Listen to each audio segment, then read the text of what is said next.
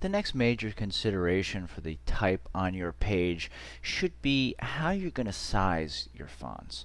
And essentially there's two kinds of sizing you could do. You could do absolute sizes and relative sizes.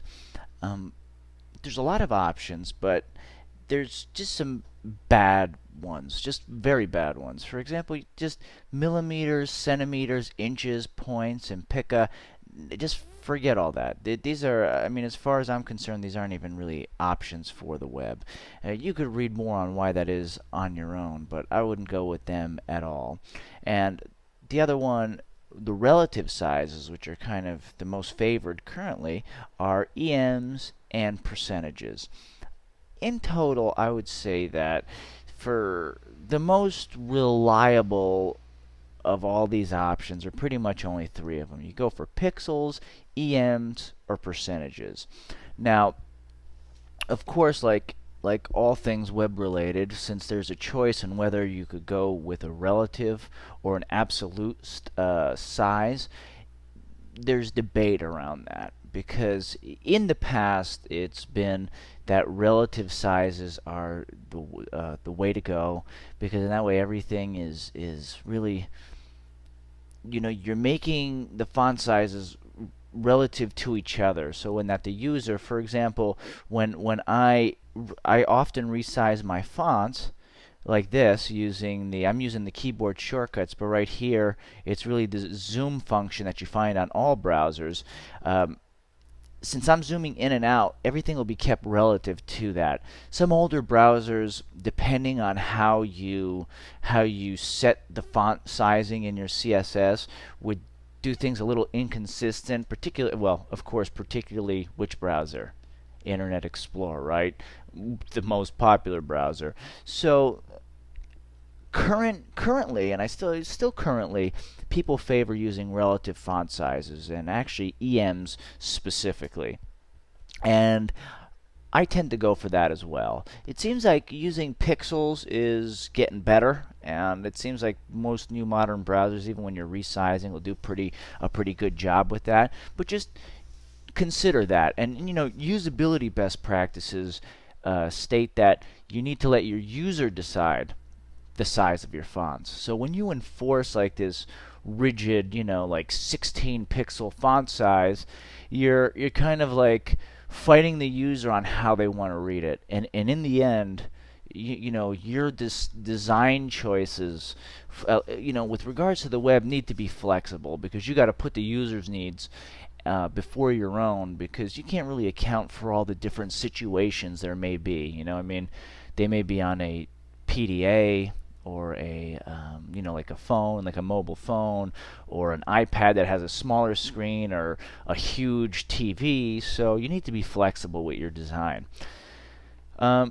Anyway, so what I'm going to do is, one of the other things actually worth talking about is you may see this font size of 100, and everybody recommends that in the body of your CSS you set everything font size to 100.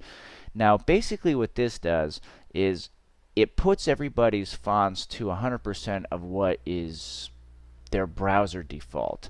And if you look at, I'm going to look at my Firefox preferences, and I see that by default, I never changed this when I installed Firefox, the default font style and size is Arial and 16. Now, 16 pixels is the most common pixel size, rather default pixel size across browsers.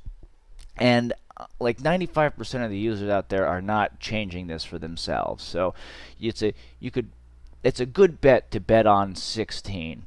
And when you set font size to 100%, it's basically setting it up to be the 16, and then that gives you like a baseline, 16 pixel baseline, and then from there you could size your fonts according to whatever font sizing strategy you want. So if you set your paragraph to 50%, 50% of 16 is 8, so it would be like 8 pixel font size, right?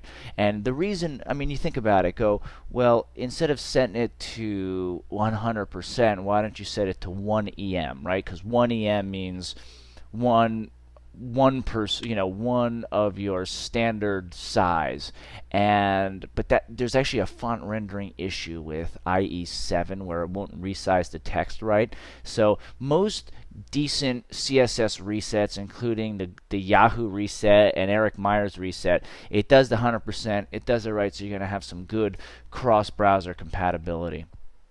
But what I'm going to do now is actually size the fonts for my headers, my header 1 and my header 2. So I'll start with my header 1, and since I'm just typing these things anyway, I'll do my header 2. And what I think is my header 1 I want small. Let me go font size, and I'll do it at about, if it's 16, why don't I do it at about 0.75 EMs, about 75%, and that makes it pretty small over there. And for my H2, why don't I do 1.5 EM? Oops, I guess I'm going to need font size over there.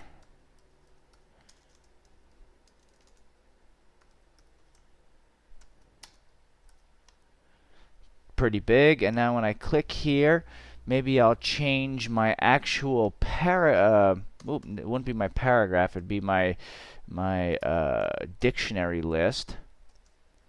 I'm going to give these guys a font size of, why don't we just say 1 EM, about 16 pixels, which is exactly where they're at. Let's make sure that all our DT and DD elements are, yeah, so that's applying it to that, making sure it's all getting good.